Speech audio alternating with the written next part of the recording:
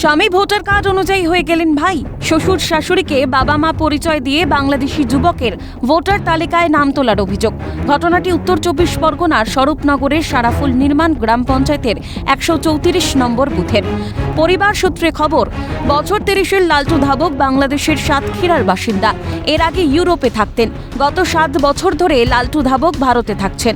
অভিযোগ, শ্বশুর ইয়াদুদ ধাবক ও শাশুড়ি রহিমা বিবিকে বাবা মা পরিচয় দিয়ে ভারতের ভোটার কার্ড, আধার কার্ড সবটাই হাসিল করেছেন লালটু ধাবক।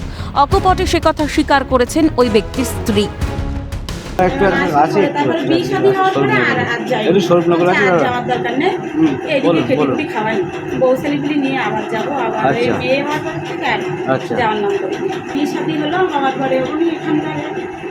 বাংলাদেশে ওনার হচ্ছে ভোটার কার্ডটা উনি বানায়নি, জানেন আমি এখানে থাকবো না। এই দায় কেন্দ্রীয় নির্বাচন কমিশনের উপর চাপিয়েছেন গ্রাম পঞ্চায়েত প্রধান।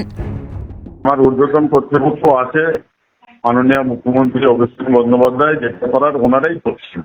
তবে একটা কথা বলি, ভারতীয় নাগরিক হিসেবে যখন স্বীকৃতি পেয়েছে তাহলে সে ভারতীয় না, সে ভারতীয়। এটা তো নির্বাচন কমিশনের বিষয়, এটা তো আমার বিষয় নয়। ভোটার হয়েছে, নির্বাচন কমিশনের দায়িত্বে যারা আছেন তারা তাদেরকে ভোটাধিকার দিয়েছেন। নিশ্চিত ভালো কিছু না দেখলে আর ভোটাধিকার দেয়নি তাদেরকে। প্রশ্ন উঠছে, কিভাবে এই যুবক ভুয়ো নথিপত্র দেখিয়ে ভোটার কার্ড, আধার কার্ড বানিয়ে বসবাস করছেন। সব মিলিয়ে এখন দেখার, বিধানসভা ভোটের আগে কেঁচো খুঁড়তে আর কত কেউটে বেরোয়। শামীম মোল্লার রিপোর্ট, ক্যালকাটা নিউজ।